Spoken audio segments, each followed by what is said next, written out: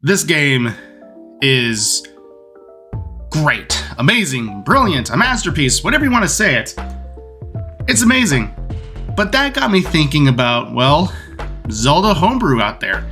And believe it or not, Winds of Calamity is not the first time I've done Zelda Homebrew. Technically, it is the third time I've done Zelda Homebrew, but the fourth time I've taken part in a Zelda Homebrew campaign.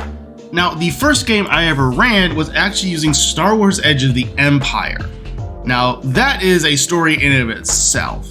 But the second campaign I ever ran was a full-blown Pathfinder homebrew campaign. This was a bit of a mistake because the homebrew wound up being insanely powerful. It would have been home on like Wiki D&D, but unfortunately, that information is lost to a smashed hard drive. But I do have my second iteration. This came around just after the time of Breath of the Wild. So a lot of these ancestries are actually based off of how they're presented in Breath of the Wild, because that campaign was acting as a sequel of sorts to Breath of the Wild before that ended, which, fun fact, is the last Pathfinder campaign I ever ran. Now, for clarity's sake, this is actually Pathfinder 1st edition, not 2nd edition, as 2nd edition didn't come out till about 2019, 2020, give or take. Also, I should mention, we're not going to do all the ancestries, because we would be here for a long time. Rather, we're just going to do like about 3 or so.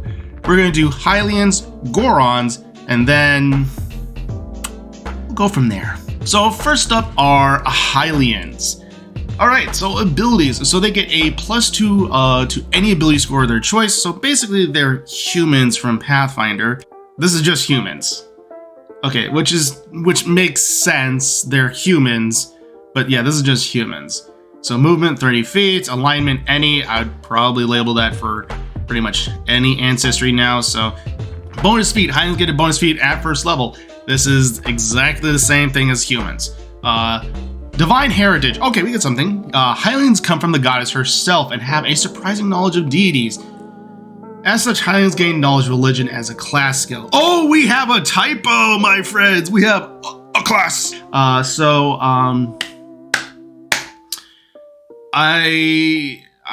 think I've kept this aspect because there's something in Hylians in Zelda lore where they directly come from the gods. The gods always seem to be very much of an important aspect to Hylians, at least up until Breath of the Wild, and potentially even like Tears of the Kingdom, where that seems to be becoming less and less prominent. But always up until that point, myths, legends, stories, and these types of religious tales always were important to Hylians. So that's definitely why I put that there. With Tears of the Kingdom out, I think I would still keep it, but I would probably make it more history now. Even then, I'm definitely not sure. But let's take a look at the Goron ability scores. They get a +2 to strength, +2 to charisma, and a -2 to dexterity. I think I would still keep that. So this is something that was definitely common in Pathfinder 1st edition 3.5, where you would get +2 to certain ability scores and then a -2 to another. Pathfinder 2nd edition has this as well, with ability score bonuses and ability score flaws. So I think I would definitely keep this, keep them charismatic, and remove the dexterity, because I do remember the first iteration I gave them a bonus to Constitution, which does make sense, but I was definitely in this phase trying to give them at least 1 physical and 1 mental bonus, rather than like 2 physical and 2 mental, because then at that point it would really say like, oh, they're supposed to be this. But this allowed for the door for Gorons to potentially be, oracles or sorcerers, while still being pretty beefy. So I don't think I would change this. All right, so movement. Due to their bulking nature, they are slower than most, 20 feet. Oh, that's right. Okay, so Pathfinder, first edition and 3.5 used 20 feet of movement, not 25. This was to show just how their bulky nature slowed them down a lot. I would definitely still keep it like this, just because I think that does help balance potentially things out a little bit. Armor export. Going full Groot. Armor expert. Gorons gain no negatives to their movement speed. If they wear armor of any kind, I don't know. Was this a dwarf ability? Defensive traits. All right, natural armor. Some say Goron's skin is as thick as a boulder. Gain +1 on natural armor. That's fine. Fireproof. Living the volcanic fires of Death Mountain has its advantages. Goron gain resistance fire 5. Oh, that's yes. Okay.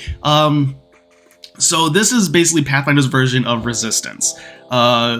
Resistance fire 5 is basically saying if someone rolls a d6 on fire damage and they get like 3 points of fire damage, they take no damage. Rather, if they take, like, let's say 10 points of fire damage, 5 gets reduced from that, so they only take 5 points of fire damage. So cold or vulnerable. Oh, that's right. So living in the volcanic fires of Death Mountain has its disadvantages. So Gorons are, there's another typo, what the heck? Vulnerable to the cold. They take 50% more damage from the cold or ice-based attacks and environment. So, believe it or not, 5th edition is actually harsher on vulnerability than Pathfinder, which is strange to say, because Pathfinder can be very brutal. So in 5th edition, if someone is vulnerable to cold damage, they take double the attack. So they take 12 cold damage, they're actually going to be taking 24. With this, it takes 50% more. So that 12, you get an additional 6, so you're going to be actually taking 18 points of cold damage. Let's kind of go look at the Gerudo. So +2 charisma, -2 wisdom. +2 charisma. Oh, okay, so like... Alright, because like merchants and things like that. Constitution, because of the desert. -2 wisdom. I think I did -2 wisdom just as a joke that Link had to cross-dress to get into Gerudo Town and no one noticed that he was a guy, would be my guess. I think that's what I was pulling from. I think I actually remember having the hardest time with the Gerudo in terms of ability scores. This is something I was trying to keep with. If anything, I think I actually would have changed this to where they could choose any, where it could be any plus a +2 to any ability score of their choice. I think I would have done that for the Gerudo instead, but I wanted to keep that specifically to Hylians, I believe. But that the +2 to any ability score of your choice, I think would have fit better with the Gerudo in this instance. Desert life. It takes a lot to survive in the desert. As such, Gerudo gains survival as a class skill. Okay. So this is like how it is with the Hylians. They gain a specific skill due to where they live, and honestly, this one makes a lot of sense. I wouldn't change it. Desert Blade. Gerudo are proficient with scimitars and all simple spears. I think I probably would add glaives to that as well, because they definitely are seen wielding more glaives.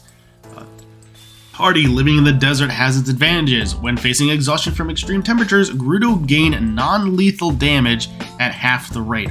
Oh, right. So when you took damage from like the environment, you took non-lethal damage, which meant that typically you would need like almost you would need to hit a certain point before you'd be knocked unconscious because of it, because it was non-lethal, which is why what made monks so potent with their unarmed strikes, because those were lethal damage. Everyone else, when they did unarmed strikes, it was non-lethal unarmed strikes.